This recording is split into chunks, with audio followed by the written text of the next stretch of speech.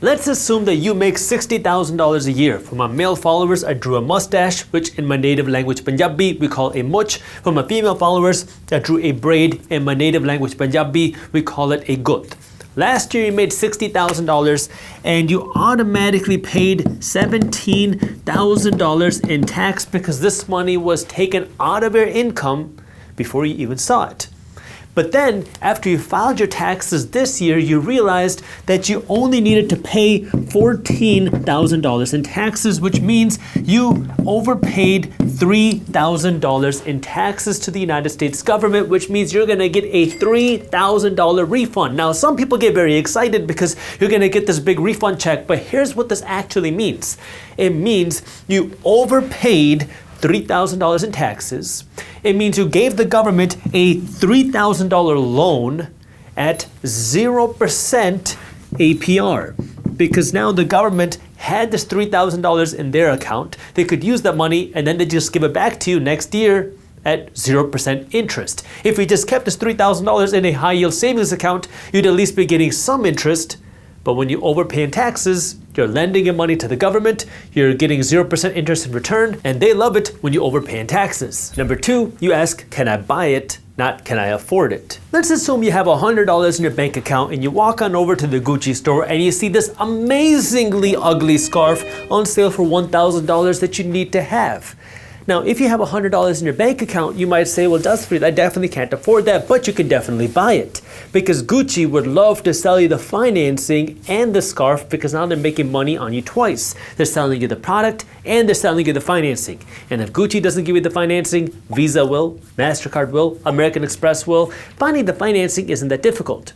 But now let's take it one step further. Let's assume that you have $1,000 in your bank account.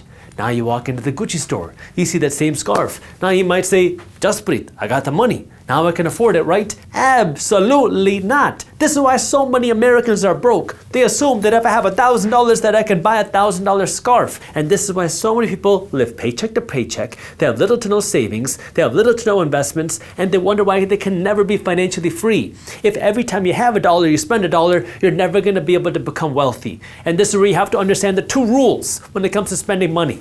Rule number one, if it does not put money in your pocket, you do not finance it. Not even 0% APR financing.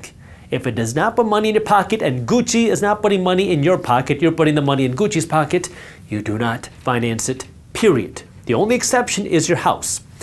Rule number two is when it's a luxury, something like a Gucci scarf, you can buy it, but follow my rule of 5. If you can't buy 5 of them, you can't afford 1 of them. Money habit number 3, you would rather drive a BMW than become wealthy. The average new car payment in America is $742 a month. So when you walk into the BMW dealership and you want to buy this car, you're going to put down $8,000 to buy this car, and then you're going to pay $500 a month, $600 a month, $700 a month, maybe even $1,000 a month to drive on this car. But that's not all. Now that you have a luxury car, you also got the premium gas. You also have the more expensive insurance because it's a more expensive car, and you also have the more expensive oil changes. So now you're paying $1,000 a month to drive around in this car after you put $8,000 down. But what happens now if you flip the script? Because many people now who are driving around these luxury cars unfortunately cannot afford them because you have no extra money to save or invest, but you have a nice car. You look rich, but you're really just making BMW rich and the financing company rich.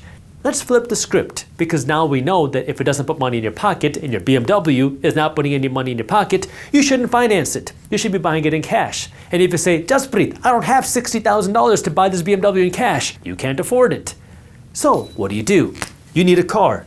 You take this $8,000 that you put down as your down payment, and you use this to go out and buy a beat-down Toyota Camry or a beat-down Toyota Corolla. Now, this is going to sound a little bit extreme. I mean, who wants to drive around in a car that they can actually afford? But the reality is, this will allow you to actually build wealth. And I'm speaking from experience here.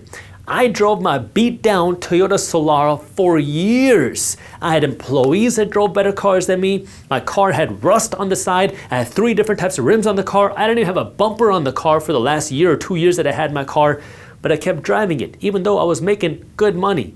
Why? Because I wanted to keep hammering out my investments. Let me show you the power of this, because when you save that $600 or $1,000 a month, you could put that money to work. If instead of paying $600 a month to BMW, you take the $600 a month and you pay yourself, not by going to the Gucci store, by investing this money into the markets, well, now you could grow your money by, let's call it 10% a year. By the way, that is lower than the average historical stock market return. You're just putting your money into the markets, you're putting your money into the economy. Well, now if you do this for, say, 25 years, after 25 years, you're gonna have over $775,000. In this instance, you would have zero because as soon as you pay off your car, you're gonna buy a nicer car and then a nicer car. So you just keep paying this money anyways, but now instead of paying it to BMW and Mercedes and Jaguar and Porsche, you're paying this money to yourself and now you have $750,000. But here's where it gets interesting. What if you did it now for 25 years, but instead you did it for 35 years? Now, you're not gonna have $775,000. You're not gonna have $1 million. You're not gonna have $1.5 million. You're not gonna have $2 million. You're gonna have over $2.1 million. Why? Because you focused on building your wealth first.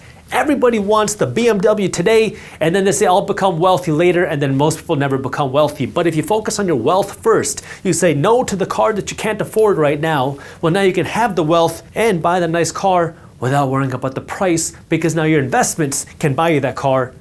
You don't have to worry about the price because your investments are paying it for you. So when you want the BMW first, you sacrifice your wealth.